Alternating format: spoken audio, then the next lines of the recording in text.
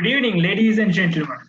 I'm Kanaru Godagama, a Senior Relationship Manager at Great Place to Work. We are happy to have you all tuned in to our webinar on tech company culture that will get you inspired, here to help organizations learn from local, regional, and global best workplaces in the tech industry. This webinar is hosted by Great Place to Work in Sri Lanka in collaboration with Slascom and FITIS and our media partner Daily FT. Great Place to Work is the global authority on workplace culture. Having globally surveyed more than 100 million employees over 30 years has helped us understand that it is the trust that defines a great workplace. Great Place to Work helps organizations quantify their culture and produce better business results by creating a high-trust work experience for all your employees, leading to a high-performance culture. Thus, leading to organizations that are better for people, better for business, and better for the world. Great Place to Work also identifies best workplaces in Sri Lanka through publishing the annual Best Workplaces list. And today's webinar is hosted as part of the launch of the second study into the best workplaces in ITES industry in Sri Lanka.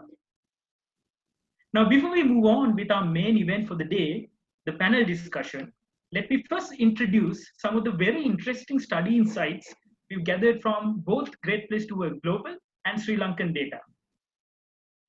Recently in October, Global Great Place to Work team published the list of 25 best multinational workplaces in the world for 2020.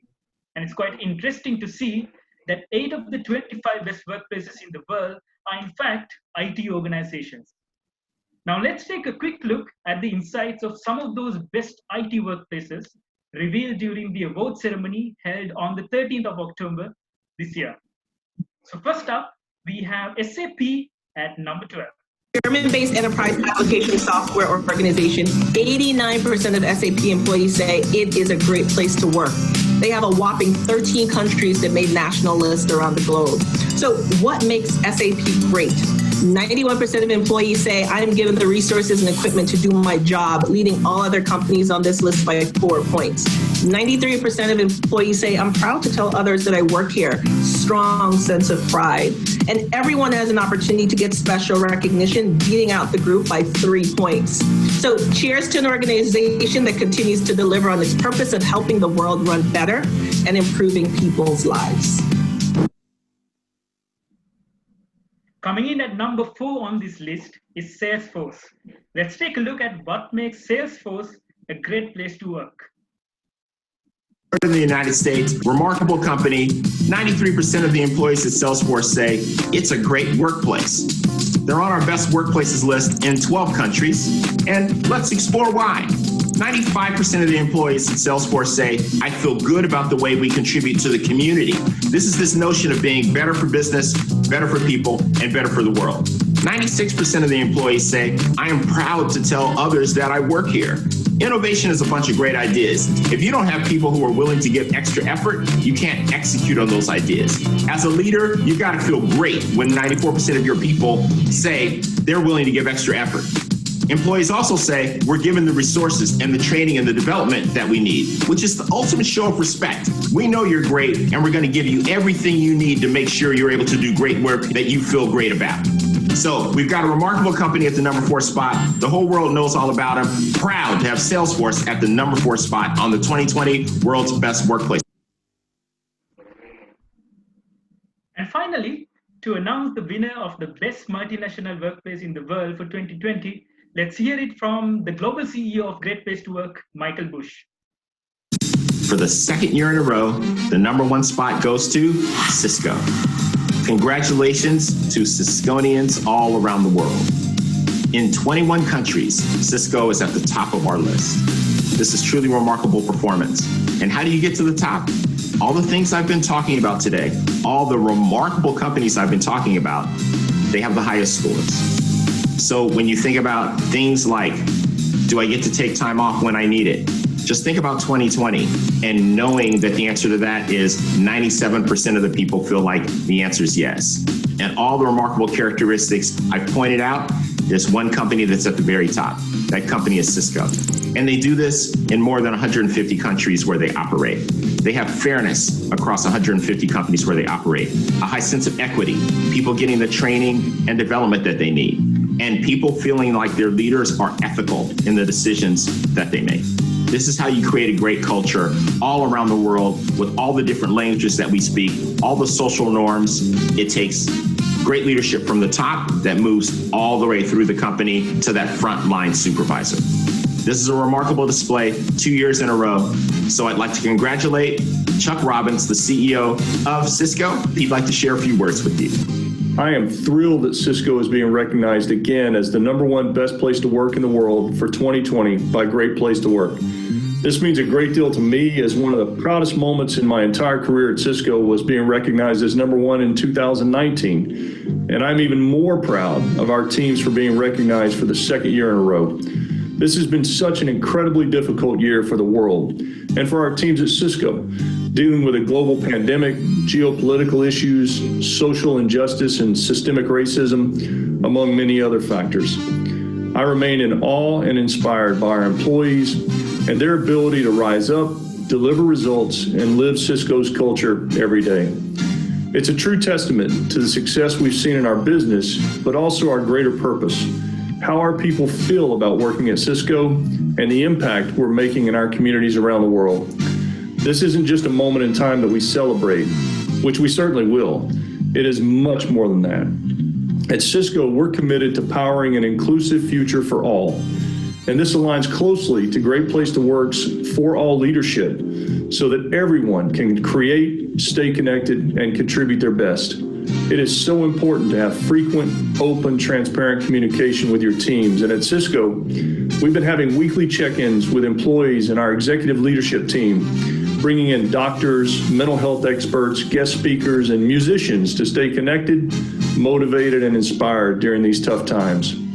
Thank you to all of our teams at Cisco. It is because of your amazing passion, dedication to our customers and partners, focus on innovation, and doing what's right for our communities around the world that allow us to be #1 again. Let's keep up the great momentum and strive to be better together. A huge thank you to Fortune and Great Place to Work for recognizing our efforts, and I look forward to seeing all there is to come in the future. Ladies and gentlemen, that was Michael Bush, our global CEO, appearing at the end of that video. So moving on, earlier this year, Great Place to Work in Sri Lanka published its inaugural list of 10 best small and medium workplaces in the IT industry. And today, we are excited to present to you some of those study insights. So let's take a look at the factors that drive the best IT workplaces and how the best differs from the rest.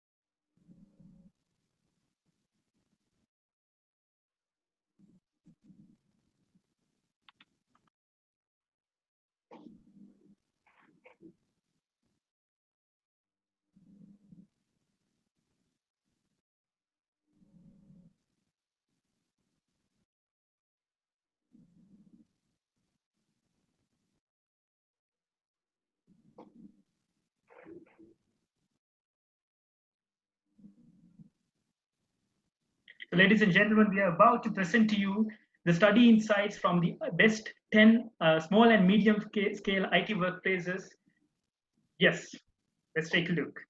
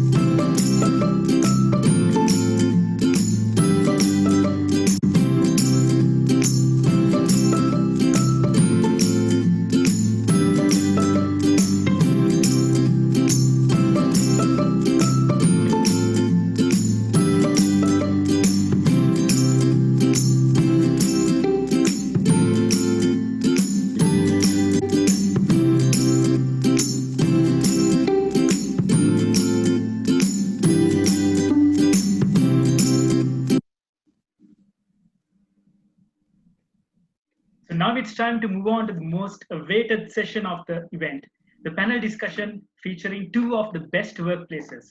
As the panelists for today's discussion, we have with us Binu Matthew, the head of human resources for HP for India, Bangladesh, and Sri Lanka.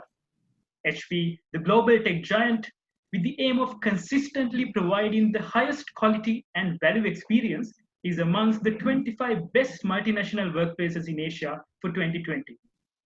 HP India is also among the best 25 workplaces in India for women and also in the IT industry, not to mention one of India's best workplaces in 2019.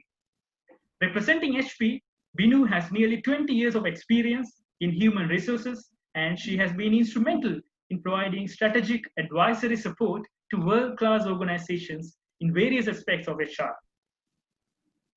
We also have with us Gapstars, a young IT company established in 2015, but is already a fast-growing tech company with presence in Sri Lanka and also in the Netherlands. Gapstars is certified as a great workplace for 3 consecutive years already and has also featured in the inaugural list of best IT workplaces and best workplaces for millennials in Sri Lanka for 2020.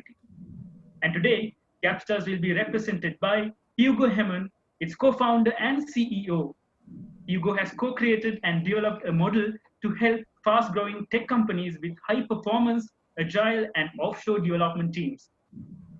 And while we warmly welcome our 2 panelists, I'd also like to warmly welcome our very own Ruwani Alvisheva, manager of the Best Workplaces list at Great Place to Work, to moderate this discussion.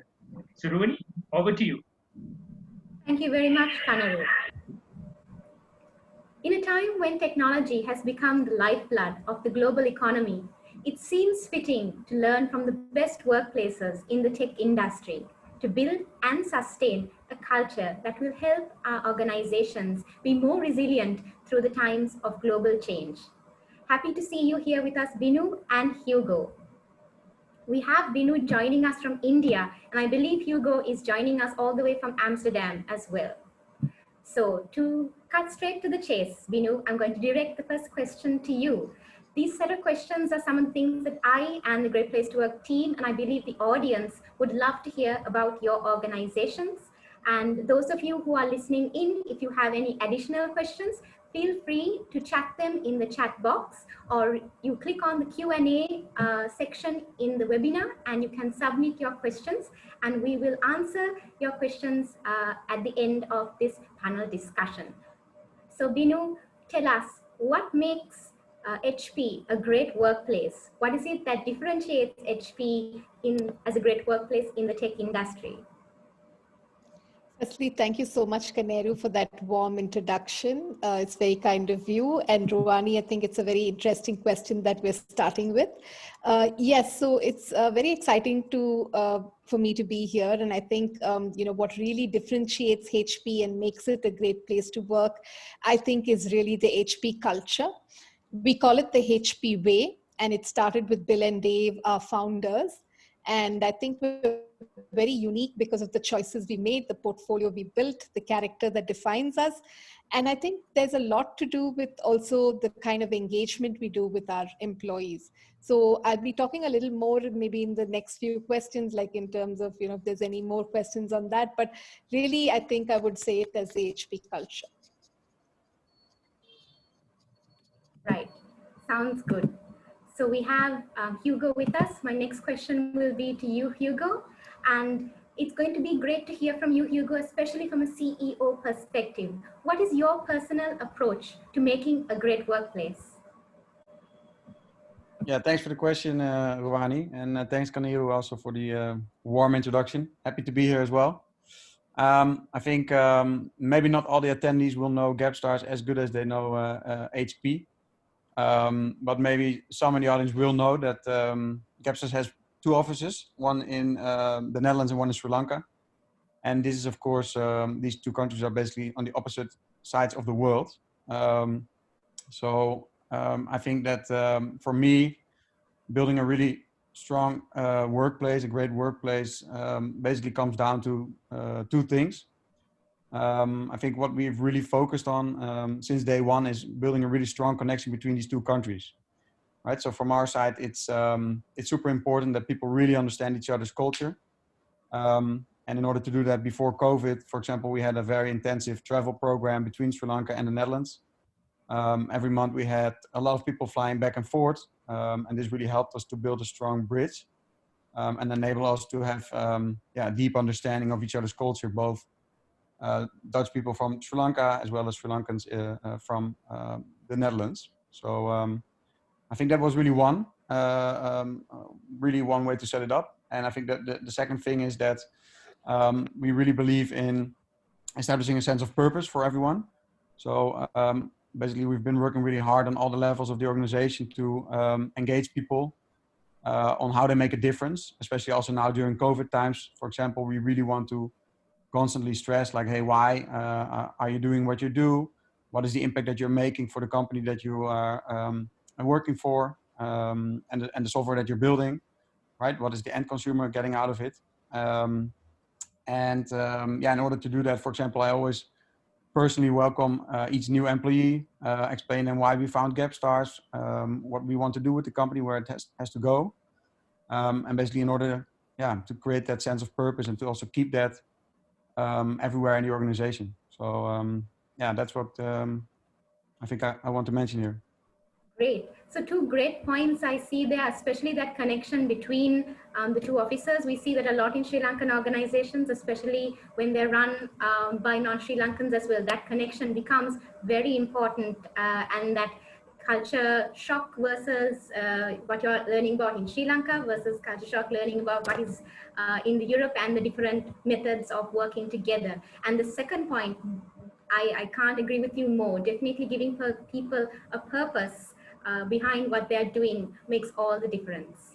Right, so I'm going to cut across to Binu again. And Binu, you are in a different role to Hugo. Hugo gave us a CEO perspective. We're looking forward to hearing a more HR perspective from you as to how you roll out the people strategy, and not only HR, but as an MNC, how does HP really maintain that employee experience and that consistency of the employee experience across the different countries that you're managing, Sri Lanka, Bangladesh, India, etc.? Good question again, Ruwani. So at HP, I think the most important thing we do is, we build our strategy around having it in a very intentional form, right? So we call it the intentional people strategy. And we have very consistent pillars, that are built in this strategy. So we have about 5 pillars. So we have culture, diversity and inclusion, volunteering. We also have a talent pillar, and then we have the wellness pillar. So all of these pillars are aligned in such a way that all of our initiatives are kind of, under the umbrella of these pillars. And it's very consistently driven across the 3 regions. And our, as I've told you already, our headcount is not very large in the other 2 countries when compared to India. However, what we try to do is, we try to roll out the initiative such that everything is in a very standard form. And we also have something that we've driven through the pandemic, with the virtual engagement. So a lot of exciting engagement initiatives have been driven there, right? So I think how we maintain the consistency is when you have an overarching framework, it becomes very easy for you to tuck things under that overarching framework and really drive it to consistency. So that's really how we really build this across, and this is not only across the 3, kind of countries that I'm supporting. What we get globally from a global CHRO is also very similar, and we try to build around that framework as well. So I think being a large organization has its own advantages and disadvantages, and one of the advantages is it's pretty structured so that every country, has a similar flavor to the strategy that we kind of follow. But it is that structure itself that is the backbone of creating that consistent experience. So what I'm hearing from you is whether you're in the US or China, or whether you're in Sri Lanka or India, it doesn't matter the size of the organization, that structure, that framework is what's guiding you in creating that employee experience. So that is something that you all have commitment to create in your organizations as well. So look forward to hearing more about that as we progress in the discussion as well. Sure. So I'm going to next go on to, I'll go back to, I would say, Hugo. So Hugo, when it comes to GapStars as an organization, what differentiates GapStars from the other IT organizations in Sri Lanka? What are some of your top people priorities? Yeah, good question. I would like to also agree with Binu that indeed building such a culture framework is really the base of everything, basically, and also especially when it comes to the situation right now. I think that having that culture, it makes you very resilient and flexible, right? So you have something to hold on to. So I really completely agree with that point of view. When it comes to your question, what differentiates GapStars from other organizations in Sri Lanka? I think one of the things that I noticed, what we do a little bit different, is that we are very proud of the fact that we are a remote operation based in Sri Lanka. Basically, from day one, we really decided like, hey, okay, we're going to build teams in Sri Lanka. And we really want to also make Sri Lanka really visible doing that, right? So our operation is something that we really highlight. We have a very strong marketing team. I think very strong for the size of our company specifically. And we're really fighting the stigma that surrounds traditional outsourcing operations, right? So we really want to show our people, we want to have everyone in Europe understand where their software is being built. Those type of things we really tackle head on. And I think not everyone is doing that. So what it does for us, it gives employees confidence and they feel that we really trust them, right? We want to showcase them. In the end, our people are basically our assets, right? So that's what we really, really focus on, also on getting the story across and not just say that we build software and doesn't matter where it happens, but more focus on the people that actually build those software, right? So yeah, I think that's something that that definitely sets us apart from many of the others. And in the end, I think it's a win for everyone, right? So we're working with some of Europe's fastest growing startups, and they now know Sri Lanka, right? And they know the talent of the people there. So I think yeah, that's really what we're trying to achieve. Great, fabulous. So what I'm hearing is that seems to be a very strong foundation of that trust, that building of that relationship. I think that probably has also enabled GapStars to be recognized now 3 times in Sri Lanka as well, because what we also at Great Place to Work measure fundamentally is the level of trust in the organization. So making trust your priority seems to have paid off, Hugo. Right. Yeah, I think they're very proud. Yes. Only maybe they have to work on maybe we have to work on trust in the management, but no, I'm kidding. Right. Okay, so Binu, how about telling us a little bit about some of the best practices that contribute to creating that HP culture or that HP way that you were talking about, something that you are keen about. We'd love to hear from you as well. Sure. So I think I'll give you an example of what we did post the pandemic, right?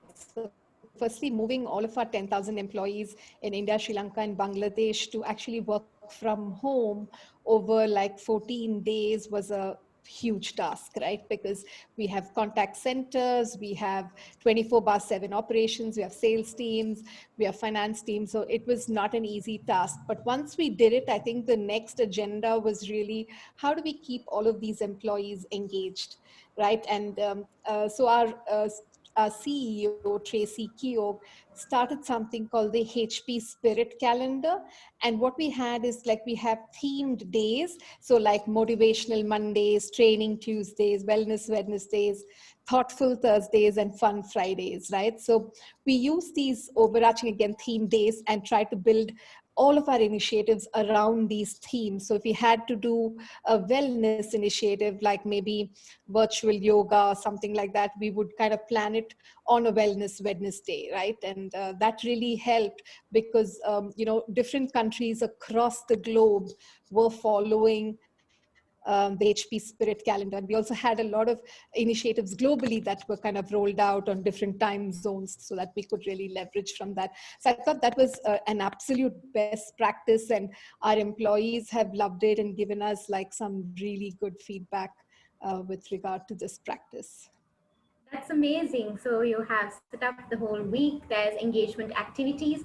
These activities are run by the HR team, or is it employees themselves that get involved in facilitating the sessions? So we have like, so we don't do everything from a HR side, right? Because what we do is we have partnerships. So every pillar that I spoke about in the intentional people strategy, like diversity and inclusion, wellness, etc., is co-partnered by a sponsor, like an executive sponsor from the business. And we also have business volunteers, because as you know, like my team's a really small team. I just have like a 10-member HRBP team. So we have a lot of volunteers that actually raise their hand and become a part of the core team, and then we use their help to drive it. Wonderful. Yeah, so it's a partnered activity. Okay, that's great. And I'm assuming also that these initiatives that are being created actually build communities within the organization. Absolutely. Where similar people with similar interests can join together, work together, get to know each other, and that also will foster greater camaraderie amongst employees as well. So that is a superb practice. Thank you for sharing that. And I think something that is not too difficult to replicate, whether you're a large organization or a small organization. I've heard some similar activity happening, not to the scale of HP, but some similar activities happening in organizations in Sri Lanka from who we've been talking to. They've also looked at employees to facilitate these programs. So it's not that you're spending a lot outside the organization, but you're also using these opportunities these days to create that engagement and keep the people interested and not isolated as well. Great. Thank you very much for sharing that. So back to Hugo. What are some of the challenges, Hugo, that you've had to maneuver when creating a great workplace in Sri Lanka within this IT industry here? Or I would say, what are some of the nuances that you have happened to see when you were creating and when you were founding GapStars here and running it for the past couple of years? Yeah, thanks. I think that one of the key elements, which I also mentioned in the beginning, is culture for us. So basically, at the start of every working relationship, especially, for example, when we have new clients that are coming on board, right, which is one of our most important processes, because when a client comes on board, we really want to make sure that the relationship is locked in, right? So that the client really feels like, okay, I have a team in Sri Lanka with people that are really going to help us solve our problems and build great software. So that beginning part is really something where we had a lot of challenges, and every time we did those type of implementations, we became better and better. So I think, if you're unaware of the differences, then they are really difficult to overcome, right? So when you talk about culture, and what we basically do, we help our partners and employees understand, embrace, and work around these different angles and different perspectives in order to become successful. And so what you sometimes see is that if you set up working relationships between these two countries, that you really need some sessions where we have consultants, for example, from GapStar stepping in and pointing out both to our employees as well to the client side, which are usually in the Netherlands, what they are dealing with, right? So why are things not working perfectly, and what can they do to solve that, right? So what type of processes do they need to put in place in order to overcome these different perspectives and make sure that the relationship once again goes smoothly, right? So that's really from the commercial side of things, right? Those are that's basically external organization, externally focused organization, which I think is super important, right? Because if your client is happy, your employees are most likely also happy, and that's basically how you build a great workplace, because you need that commercial success in order to do the rest, basically. And I think another challenge that I encountered was, is the different steps that you have to take into building a strong internal organization that has to be transparent, right? So when we were a team of 10 people in Sri Lanka, it was really easy to tell everyone what was going on, right? So you could have everyone in one call. Nothing was really sensitive. and everyone basically knew what was happening. But when you became 25 or 50 people, it was already a little bit different. And now we are at 100 people.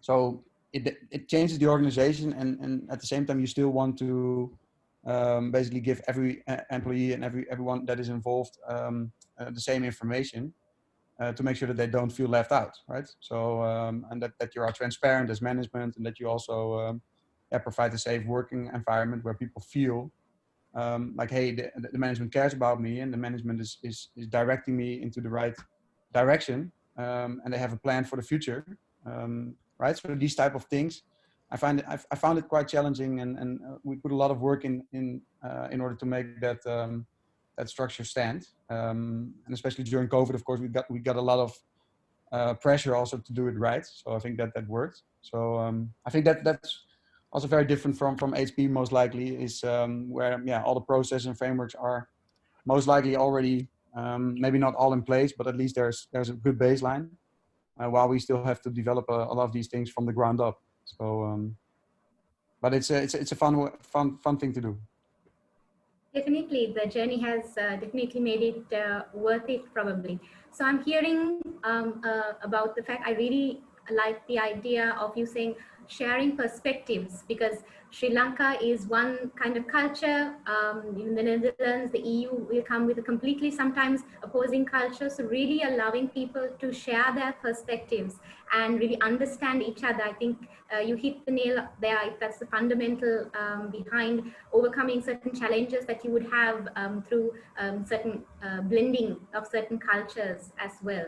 And you're talking about the challenges as an SME, as you did, that is definitely an ongoing journey, as you said, as a startup. So that was really good to hear. We have actually a question from the audience that is a little relevant, Hugo, to our discussion at the moment. So I'd like to just pose that to you at the moment. So there is an audience member who is asking, operating in 2 different countries, especially with the remote working setup at the moment, how do your team really look to continue to hire great talent? Because we know GapStars is all about creating those teams that are going to create those Scrum teams as well. You need great team members working together to create that seamless experience. How have you found the hiring process these days when it comes to looking for the talent during this COVID period? I know that you're growing these days as well. So even with the COVID situation, you're expanding. So how has that worked out? Yeah, good question. I think it was much more a change in mindset than it really was something that we had to change in our processes, right? Because you can imagine that most of the hiring that we do, apart from the setup, right? So in the setup, we always go to Sri Lanka together with our clients, and we basically do a lot of face-to-face interviews before COVID, of course, and then we set up the team there, etc. But when we scale the team, we always do a lot of virtual. We always did a lot of virtual interviews, which basically or virtual processes, which basically consist of personality tests, tech assessments, language tests, and video calls, right? So basically 4 elements that we already did remotely, but that we now basically continued to do remotely, and suddenly realized like, oh, actually we're already experts in hiring in such a way, right? So it was more like basically realizing like, okay, we can't go to Sri Lanka, okay, that's not great, but actually the processes were already there in order to hire remotely, right? So it was more change of thinking and realizing like, hey, we can actually help companies with this, then that it was really a big adjustment from our side. So I'm really confident also. I think I think we've hired a lot of people remotely now, completely remotely. Also people I've never seen in person, which is also strange to me. But so far, the onboarding is going well, and it seems like it's very much possible to do it this way, at least so far. Great, and I think you have had the first mover advantage then, I would say, because you were anyway doing that. So you have it definitely an advantage over the other organizations who are hiring manually before the COVID time. So that's great to hear. Yeah. And Binu, I also have two questions that have come up based on our previous question. You were talking about that weekly engagement calendar, and we have one of the audience members asking you to repeat that calendar again. I think they would love to hear those 5 days. I think I also can remember a little bit. Motivational Mondays. So on, if you can continue and tell us. Yes, yes. Training Tuesdays, Wellness Wednesdays, Thoughtful Thursdays, and Fun Fridays. Okay, so Motivational Mondays, Training Tuesdays, Wellness Wednesdays, Thoughtful Thursdays, and Fun Fridays. Yeah. Great. And we also have another question connected to that. It's asking, so when you're doing a lot of these activities around engagement remotely through virtual platforms,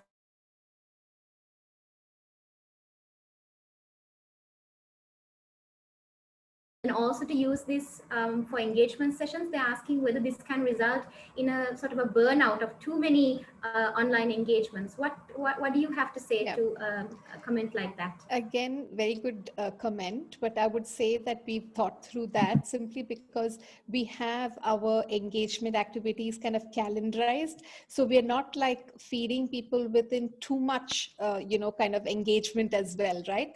And also from a meeting perspective, there are a lot of businesses within HP that are driving no meeting Fridays. And at HP, we've also shortened meetings. So if it was a 30 minutes meeting, now we've said, let's keep it to only 20 minutes. And because normally people have back-to-back meetings, you sometimes, an employee may need to attend to the child who's going through an online class, or maybe attend to some kind of a household, immediate thing that he or she needs to attend to. So 1 hour meetings are shortened to about 45 to 50 minutes, and 30 minutes meetings are shortened to 20. And no meeting Fridays, thinking Fridays, in terms of like, I have blocked out my own team's calendar once a month, every Friday afternoon, for just thinking time, because there's just so much happening. My team is dealing with a lot, with all the COVID cases, recording it, ensuring people are safe. So sometimes when you need to plan for the next year, you need to also then, block out some time just for that mind space for you to think strategically in terms of what you want to do the next year, right? So yeah, so all of that's also happening in partnership with our engagement calendar. I see. So definitely a no meeting Friday makes it a fun Friday, some might say. Very true. Right.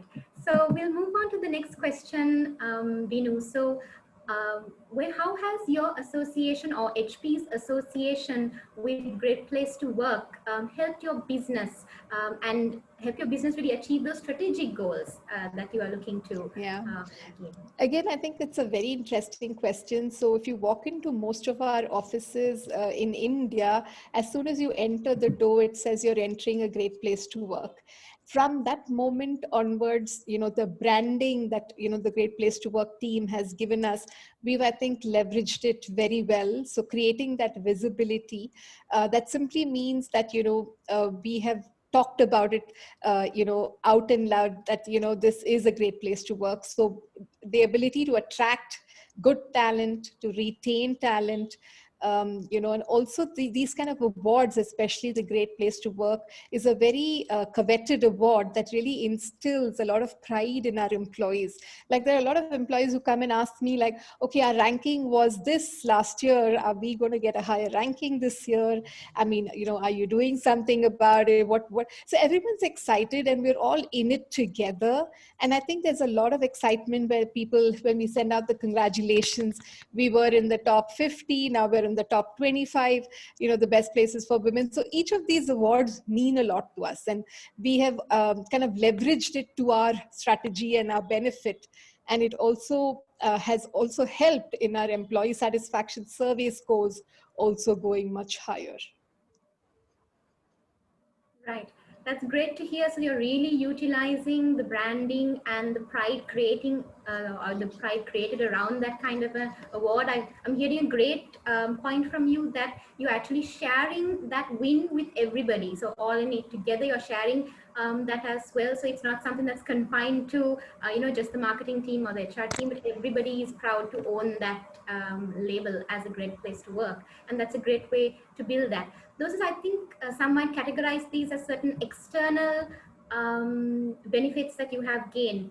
When you say that you have seen your employee satisfaction improve, have you any more specific way that you can help us understand some of the internal benefits that you have? Do you all use the results to sort of compare your internal employee survey as well, or as sort of an external benchmark? Or how do you all use Yeah, the so results? I think the survey of Great Place to Work is one part of it, like, that because obviously we get compared with other companies, but when there is also an engagement score that we measure, which we call the Voice Insight Action, or the VIA score, which is actually the employee satisfaction score. And this year we have gone up by 7 points on that, right? So we're actually doing very well on that. That really shows that obviously there's something right we are doing to make this a great place to work. So it kind of, it is related in some points, but we can't really point it out to say that this is what it's really.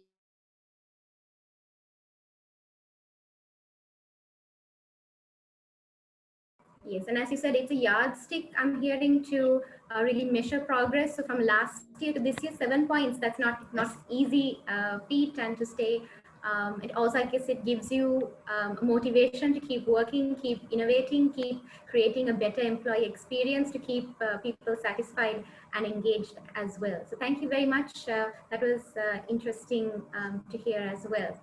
And actually, while we were discussing, Binu, before I let you go, we have another question that is actually related to that calendar week that you were talking about. I know that a lot of the experience, a lot of the calendar will be used for your 10,000 employees in India, and you are only limited to about 10 employees, I think, in Sri Lanka. But have you seen a particular area that is, I would say that Sri Lankan employees are more engaged when it comes to that weekly calendar? Do you find that Sri Lankan employees engage in a particular area more than the rest? So I think we've not done a country-wise split because, I think everyone's open to attend anything. Right. We have seen like an uptake because frankly, if you were to look at it, like let's take Fun Fridays. So we have something that we host called the HP Talent Showcase. So for the last 9 months after the lockdown, every week we've been hosting a talent showcase. So anyone across India can come and showcase their talent, be it in singing, it can be art, it can be, it can be whatever they want to showcase as their talents, mostly been singing. And it's been a great hit, right? Because people come in with their guitars and they, kind of sing, and it's really nice. And, we've done it consistently over the months and people have seen a lot of benefits. I think that is a big hit. And if you say that, it's not like one initiative stands out. Every initiative as per the theme really gets very, like, for example, the wellness piece in terms of the virtual yoga has really helped a lot of people. So it's really an array of things. Now, if I were to look at pre-pandemic, we would never be able to bring all of these people onto one platform. Like, we would be able to do this in pockets. Maybe the sales team will do their own initiatives for engagement. The customer support team will do their own, but they will never be able to come together and see each other on this platform. So for me, I believe that this has been a very positive engagement, virtually, because our participation has increased like 5 folds compared to pre-pandemic. So it's very exciting for us. So that it goes to show that people do want these activities because Yes. they're engaging, they're participating. So that's great to hear. You talked about talent shows. Actually, that when it comes to Sri Lanka, talent shows are all the rage. People here love to show, and that's part of also helping you develop your other talents and showcase your talents in the organization as well. So that's great to hear. So thank you, Binu. So we're going to move back to Hugo. I'd like to pose my last question before I go on to answering more audience questions, Hugo. As GapStars, seeing, you've been assessing in Sri Lanka as well. What are some of the benefits that you have seen, not only in assessing and being recognized as a great workplace, but creating that great workplace culture in your organization? Have you seen anything, different in terms of benefits? Yeah, absolutely, absolutely. I think, yeah, like Binur also said, I think it really means something for us. I think it starts to mean more and more over the years. Actually, that's a funny thing, right? So when we started GapStars, we were like, okay, let's see if we can also become a great place to work, right? Because it made sense. And then you get into the process and you actually start taking these things really, really seriously, and you also start to understand like what actually makes a great culture. I think, yeah, over the years we've really seen a lot of benefits coming from it, right? So I think first of all, I think it makes people proud, right? So both our management and the employees that they trust the Great Place to Work brand. First of all, but they also know that it really stands for something, right? So they know that in the end, the fact that we take it so seriously is one of the driving factors for people to want to get to work, right? So they know that we're making an impact. And that we want the best for everyone also on the journey, right? So everyone that's involved, that works at GapStars, they know that they can count on us basically constantly raising the bar when it comes to the type of organization that they're in, right? So I think that's really one of the benefits, right? So constant improvement and constant also challenging ourselves, right? To live by our values, to make sure that we keep things together, keep improving, etc. And I think the second thing that really comes out of it from a commercial perspective is that we are, by doing so, really able to attract the best talents and the best clients, right? So we basically know for a fact that really good people nowadays in business, they are looking for strong organizational cultures, right? They know that it's basically a life or death question for the success of your company in the long term, right? So they understand like, hey, I'm only going to join this company if I feel that they have heart, right? If I feel that they really know what they're doing, that they live by certain values, and that if I become a part of it, that it's going to help me as a high-tech professional, but also as a human being, right? So I think that yeah, the more people that know that, and the stronger our culture becomes, the more A players we will be able to attract, right? So with A players, I mean people that have a really good fit with our DNA and that are yeah, really good at what they do. So for me, those are the two most important aspects that I would say this whole focus on culture brings us. That's great. I think you can sum it up, I guess, great people want to work with other great people. So this actually, I think you partly answered one of the questions that the audience has put up. They've asked, in the IT industry, it being so a very competitive space, how does GapStars convince candidates to join GapStars and not anyone else? So obviously showcasing yourself as a great workplace is one. Creating that sense of heart is also part of that. Is there anything else you'd like to add to that question? What does GapStars do to convince candidates to join GapStars and not anyone else? Yeah, I personally do the interviews, so maybe that helps. Oh, but yeah, I think it really starts there, right? So it's really finding the match with the people, and I think maybe it's, of course it's a joke, but usually we do the tech assessments, and of course we do all the things in order to make sure that we really find the best people when it comes to the skills that we need. But usually in the first 15 or 20 minutes in every interview, we kind of already know if someone is going to be a good fit with our company, even though sometimes it takes 5 more hours in order to assess the candidate. But we kind of already know, like, hey, this is going to be a match, right? And then it's not like we really have to drag that person in. It kind of flows, right? It kind of feels like, okay, it's a win-win for us and for the candidate, for the employee, because they know like, hey, you feel it, right? So maybe a little bit. I hope that answers your questions, but yeah, that's how I feel. It kind of feels like, hey, if you build that strong culture, you really are going to be able to really quickly see who's going to be a successful part of that. Okay, great. Thank you very much for that. So I'm going to share across some common questions, and either one of you, Binu or Hugo, you're most welcome to answer. One of the first questions that have come out is that when it comes to this new norm, one of the critical areas of success is defining how we manage people. Zeenat is telling us who is joining in. And she says that managing remote workers would include respecting family time, as well as balancing that work versus your family life as well. So how do you help your leaders overcome these challenges in terms of managing employees' work-life balance? What do you do for leaders and to help them manage the situation? Binu, if I could come to you first.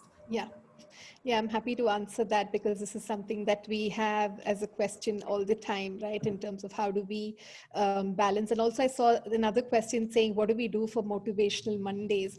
And this is exactly what we do. We actually bring in leaders and we have virtual chai. So chai in Hindi means tea. So we call them for a virtual chai, and we do like a fireside chat with them. So all the leaders share their vulnerability, right? They share how hard it is for them. These times are not easy. They are challenging. Everyone has a family to take care of. Everyone's battling this kind of, Zoom fatigue. Everyone's going through these challenges, right? So for our leaders, what we try to coach our leaders with saying is like, the different initiatives that are coming even from our CEO, right? Shortened meetings, no meeting Fridays. We also looked at what our employees needed early on in the pandemic. So we saw a lot of, when we have these photography competitions, etc., we saw a lot of people sitting on the beds, on the sofa. So we realized that people need like an ergonomic chair and a monitor. These are two things that every HP employee needs to set up an office space so that there's a defined start time and an end time.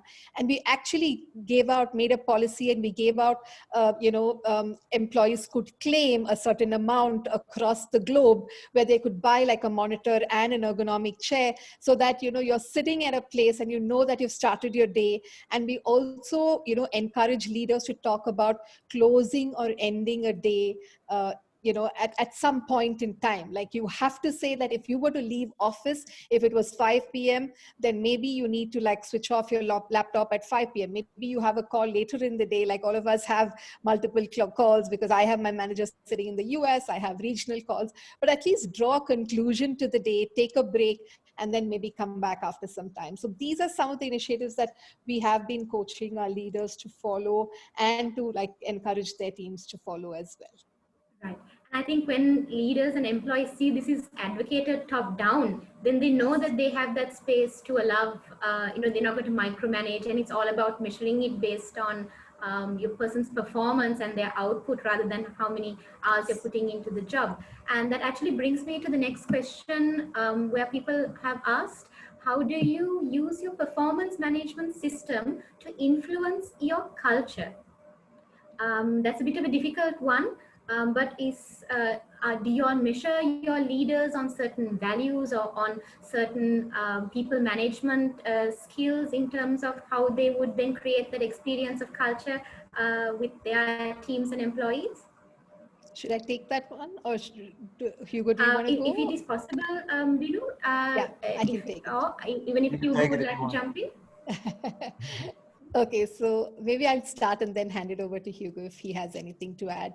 So basically, from a performance management perspective, HP has come out of ratings. We don't have like a bell curve or ratings. What we believe in is like, pegging people based on their potential.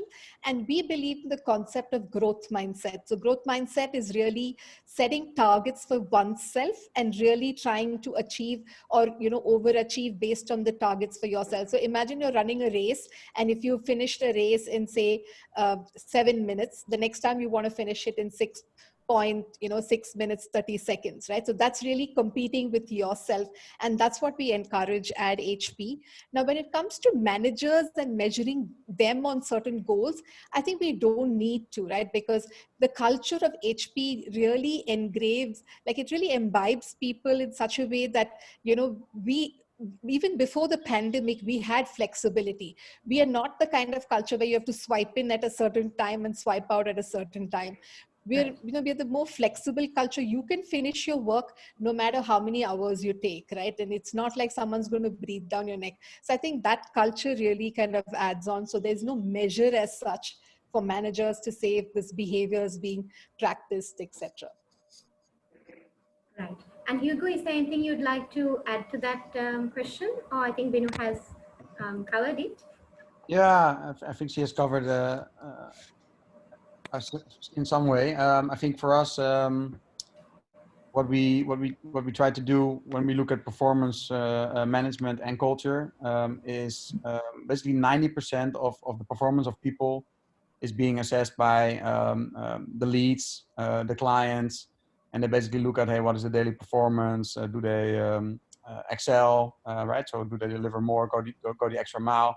Like all these practices, we look at like, okay, how is someone really performing? And then when we look at the last 10%, we look at, okay, what is their contribution to the community, right? So what did they do in order to build a stronger tech ecosystem, for example, right? Or what did they do in order to help out someone in the community, right? So questions that we asked from time to time in order to, also give a little bit of value to that part, right? Where we really want people to constantly also realize like, hey, maybe I'm a really good developer and I'm super smart and I can build great technology. But if I don't come to the office, I mean, right now it's different, but in normal times, if I don't put any effort into building a stronger community or helping out someone else that needs a hand, I mean, maybe then you're not the right fit for us. You know what I mean? So it's not that we then instantly say goodbye, but we do want people to realize these type of behaviors also, and also grow into those type of areas, right? So also become a leader for your surrounding and become an inspiring person, basically, so that you, like I said in the beginning, like not only become a really good high-tech professional, but really, become that human being and be that leader for your surroundings and your colleagues. Right. So thank you very much. Unfortunately, we have actually run out of time. We've tried to answer as many questions as we can. And what we'll do is we'll try and share some of the remaining questions with Binu and Hugo, and maybe get back to you in the thank you mail. We see that there's a question, will you be continuing this type of working from home post-COVID? And I think the answer will be yes. A lot of organizations have seen a lot of cost savings, have seen people also able to, benefit from the not needing to commute, ability to work around, so it's about getting the job done rather than where you get it done from. So I think a lot of people will be seeing that, and people are asking, are your individual goals linked with departmental goals and organization goals? And I think yes. I think I can answer both HP and GapStars.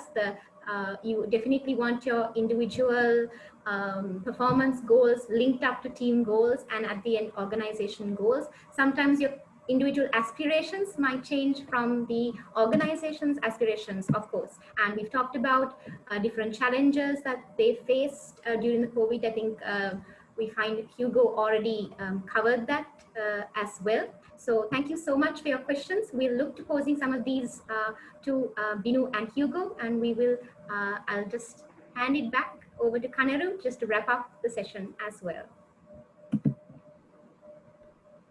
Thank you, Roni. Thank you so much for moderating that. Very insightful. I think it was, all of us learned quite a lot from both the organizations. So on your screen, you will see a poll right now. I would like to very warmly request all our participants to respond for this short poll. Do let us know if you wish for Great Place to Work to contact you, if it's to do with the fundamentals in creating a great workplace at your organization, or to do with people manager development or even insights into creating a lasting people practices culture in your organization, do let us know. We'll be happy to connect with you. And while you respond to the poll question, I would like to make a short announcements, a couple of announcements with you. So we are pleased to announce 2 masterclasses brought to you by one of our sister companies, Great Manage Institute, on 2 areas that are really quite critical, especially in the current situation. I know we spoke about this during the panel discussion as well. So this Friday, you can sign up for a 4-hour virtual workshop on ensuring the well-being of your employees, including a framework on wellness and best practices as well. So next week, there will be a 2-day workshop on key concepts, tools, and even best practices for leading a virtual team, one which I think many of the people have expressed interest in already. So we encourage you to participate in these and learn from these organizations. Please do contact us if you wish to have more information. So as you know, we unfortunately had to postpone the conference, the Great Place to Work annual conference, and the CXO breakfast briefing session due to the prevailing COVID pandemic situation in the country. But we are monitoring the situation very carefully and very closely, and we hope to host this event once it is safe to conduct public gatherings again. So we tentatively already have a date reserved for 15th of December. And if December is not going to be possible, then we're also looking at dates in January 2021 as well. So the event is geared to bring people together to learn from great workplaces, and it'll also feature thought leaders and industry experts while revolving around the theme of thriving on chaos, the culture factor. We hope you will be joining us then. We're also going ahead with our multiple services and recognition opportunities. So any organization that finishes assessing before the conference is held will also have the opportunity to receive your recognition on stage at this event. In our lineup of lists, we will next be publishing the list of best workplaces for women for 2020 in partnership with Women in Management in December this year. So for those who are not a part of it yet, you can still sign up and complete the assessments in November itself to be eligible for this recognition. And those of you from the IT industry who are with us today have the opportunity to assess before the end of February 2021 to be considered for the best workplaces in the IT industry in Sri Lanka. So feel free to contact us or your relationship manager for more details. We have a very short feedback form to gather your opinion about this webinar. We would be very appreciative if you could answer it while you log off from the webinar. So thank you so much for your participation today. We hope it was insightful, and have a great week ahead and stay safe. Thank you, guys. Bye-bye. Thanks so much, Binu. Thanks so much, Hugo. Thank you. Thank you so much, Binu. Thank you so much, Hugo, for being here with us today. Greatly appreciative of your time.